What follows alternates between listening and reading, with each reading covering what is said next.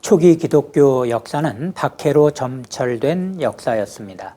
수많은 사람이 예수를 믿는다는 이유 하나만으로 상상도 못할 잔인한 방법으로 죽임을 당해야 했죠. 지난 강의에서도 말씀드린 대로 사도 중엔 요한을 제외한 모든 제자가 순교했는데, 전해지는 바로는 베드로는 십자가 처형을 받았고 예수님과 같은 방법으로 죽을 순 없다고 자청하여 십자가에 거꾸로 달려 죽임을 당했으며, 그의 동생 안드레는 X자형 십자가에 죽임을 당했다고 합니다. 이태리 밀라노 대성당에 가보면 그 안에 바돌로메의 입상이 있습니다. 사실 대부분의 사도상은 상당히 품격 있는 모습으로 만들어져 있죠. 겉옷을 둘러입고 사도의 특징을 상징하는 도구, 예를 들면 베드로 같은 경우에는 열쇠, 바울 같은 경우엔 칼을 들고 선 채 매우 근엄하거나 진지한 표정의 모습을 하고 있죠. 하지만 이 바돌로메 상은 완전히 다릅니다.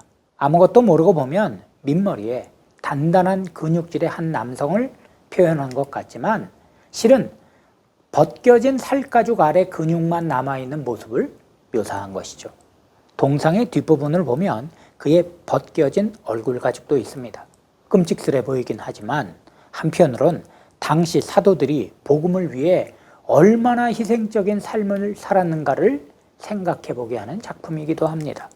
전해지는 말에 의하면 바돌로메는 인도까지 갔다 아르메니아에서 복음을 전하던 중 그 지역의 종교 지도자들에 의해 산채로 살가죽을 벗긴 후 참수형에 처해지는 끔찍한 죽임을 당했다고 합니다. 그런데 당시 복음 때문에 고초를 겪고 또 죽임까지 당해야 했던 건 사도들만이 아니었죠. 헬레니즘의 다신론적 신앙을 바탕으로 한 당시 로마 사회에서 유일신론을 주장하는 기독교는 큰 박해를 감당할 수밖에 없었습니다. 네로 황제 때부터 시작하여 콘스탄티누스 황제가 밀라노 침략을 반포하기 전까지 약 250년 동안 교회는 극심한 탄압을 받았습니다. 이로 인해 수많은 신자가 순교하였습니다. 아마 여러분 중엔 이 영화의 이 장면을 기억하고 있는 분들이 계실 겁니다. They're singing.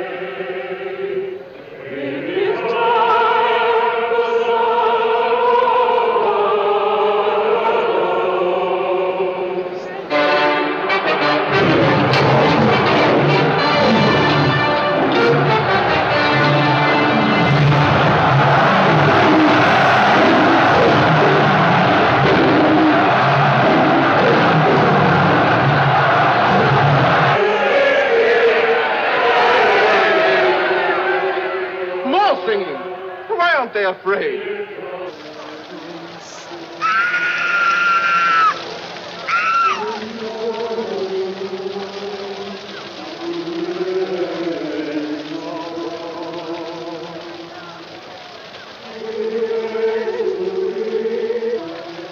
They are singing. 보신 장면은 쿼바디스라는 영화에서 발췌한 겁니다.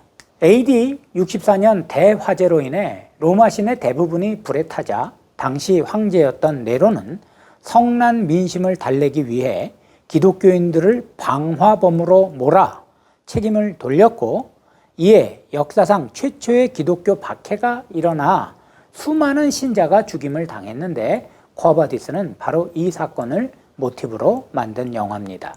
영화에서 묘사하고 있는 대로 당시 기독교인들은 죽는 순간에도 하나님을 찬양하는 걸 멈추지 않았고, 이에 그들의 죽음을 오락삼아 구경하러 왔던 로마 시민들은 뭐라고 말로 표현하기 어려운 큰 충격을 받았다고 합니다. 그렇다면 당시 순교의 순간에 성도들이 부른 찬송은 어떤 찬송이었을까요? 잠깐 여기서 만약 여러분들이 숨을 거둘 때 부르고 싶은 찬송, 천국에 가기 전 이 땅에서 마지막 부를 찬송이 혹시 있는지 묻고 싶습니다. 뭐 꼭 죽기 전에 찬송하고 죽어야 할 필요야 없겠지만 그래도 신자라면 마음속으로 나는 죽기 전에 이 찬송을 부르며 천국에 들어가고 싶다라는 찬송 하나 정도는 있어야 하지 않을까 생각합니다. 평소 가장 좋아하는 찬송일 수도 있을 거고 아니면 삶을 마치며 하나님의 은혜에 감사하는 찬송이 될 수도 있고 혹은 자기 삶을 잘 드러내는 찬송이 될 수도 있겠죠. 아무튼 이 강의를 듣는 여러분들은 한 번쯤 생각해 보았으면 좋을 것 같습니다. 아마 여러분 중엔 그러면 목사님은 그런 찬송이 있냐? 라고 하실 분이 있겠죠. 저는 384장 나의 갈 길 다가도록을 부르며 하늘나라에 가고 싶습니다. 이 찬송은 페니 크로스비라는 여성 시인이 쓴 찬송시에 로버트 로울이라는 목사님이 곡을 붙였죠. 크로스비는 어린 시절 의사의 잘못된 진단과 처방으로 시각장애인이 되었고 자신이 졸업한 맹인학교의 교사가 되어 영문법과 수사학, 라틴어와 역사 등을 가르치던 30세 때 우연히 참석한 부흥 집회에서 큰 은혜를 받았죠. 회중 찬송의 한 획을 그은 아이작 와츠의 웬 말인가 날 위하여 라는 찬송을 부르다가 크게 감동한 크로스비는 와츠처럼 평생 찬송가 작사가로 살겠다고 결심했습니다. 38세에 같은 맹인으로 같은 학교 교사이자 음악가인 알렉산더 엘스타인과 결혼하여 가정을 이뤄 95세까지 행복하게 살았는데 그녀는 자신의 장애를 불편하게 여기기는커녕 오히려 장애를 주신 하나님께 항상 감사했다고 합니다. 하나님은 내 육신의 눈을 멀게 하셨지만 영의 눈을 열어주셔서 하나님을 바라보며 하나님 찬양을 위해 살고 또 그로 인해 다른 사람들도 하나님을 찬양하도록 찬양시를 쓰게 하셨다라고 나는 믿는다라며 말이죠. 크로스비는 평생 8,000편의 시를 지었고 그중 상당수의 당대의 부흥을 이끌던 유명 찬송 작가들이 곡을 붙였습니다. 우리 찬송가에도 무려 22곡이 실려 찬송가에 가장 많이 실린 작사가를 꼽자면 단연 1위입니다. 384장 찬송엔 크로스비의 간증이 들어있다고 합니다. 출판 문제로 인쇄업자를 급히 만나기로 한 크로스비는 버스 요금 $5가 당장 필요했습니다. 그녀는 늘 하던 대로 하나님께 기도하였죠. 필요를 공급해 주십사라고 말입니다. 그런데 그 순간 초인종이 울렸고 전혀 모르는 사람이 들어왔습니다. 자기가 팬이라며 잠시 대화를 나눈 후 헤어지며 악수를 청했는데 그 손으로 뭔가를 쥐어주고 나갔죠. 바로 $5짜리 지폐였습니다. 순간 크로스비는 한치의 오차도 없이 채워주시는 하나님의 섬세한 손길을 느꼈고 그 자리에서 떠오른 영감을 재빨리 찬송시로 만들었는데 그게 바로 384장입니다. 이 간증이 담긴 찬송과 원문과 직역 내용을 화면으로 보면서 들어보겠습니다.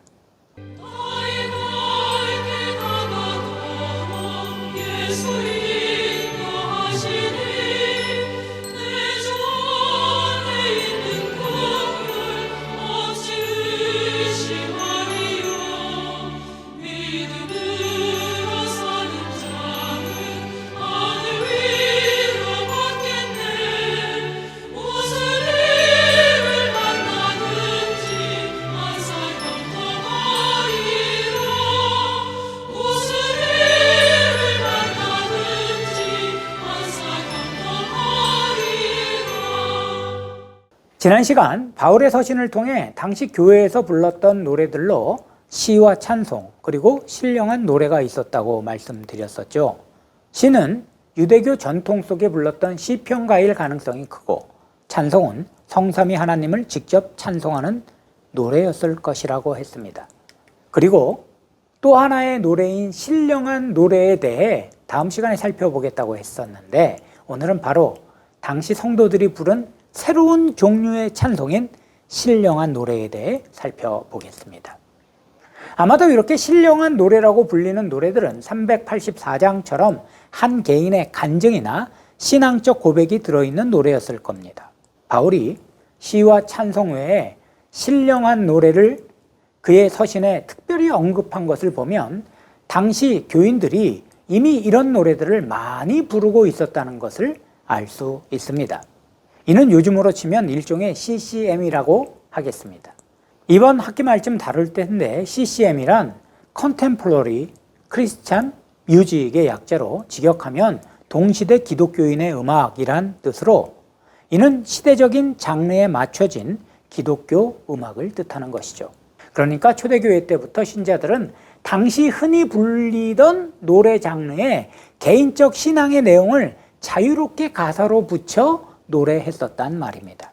고린도전서 14장 15절에 내가 영으로 기도하고 또 마음으로 기도하며 내가 영으로 찬송하고 또 마음으로 찬송하리라 라고 말씀하고 있는 걸로 봐서 바울은 이런 성도들의 신앙 행태를 권장할 만한 일로 보았던 것 같습니다. 그러니까 초기 기독교에서 찬양은 처음엔 예배 때 부르는 시편가에서 그리스도의 사역과 가르침을 기억하며 높여드리는 찬송으로 그리고 개인적인 간증이 담긴 신령한 노래까지 점점 확장되어 갔던 거죠. 물론 지금처럼 찬송가라는 편집된 책으로 존재했을 가능성은 없어 보이지만 아마도 개인적으로 뿐만 아니라 집단적으로도 이런 신령한 노래들이 불렸다는 게 확실해 보입니다. 기독교 박해기가 끝나고 기독교가 로마의 국교가 되며 전성기를 시작할 무렵에 교회가 내린 결정을 보면 이런 사실을 우리가 유추해 볼 수 있습니다. 341년 라오디게아에서 열린 공의회에서 교회는 교회에서는 설교단에 올라가서 책을 가지고 노래하는 지정된 가수 외에는 노래해선 안 된다라고 결정하였습니다. 이는 초대교회 때에 신령한 노래로 불리던 찬양들이 교회의 지도자들이 보기에 매우 개인적이며 무질서하게 보일 만큼 많았다는 의미이기도 하니까요. 그러나 결국 이런 결정은 찬송을 회중들에게서 다시 빼앗는 우를 낳았습니다. 이에 대해서는 다음 시간에 좀 더 자세히 살펴보도록 하겠습니다. 다음 강의에 뵙겠습니다.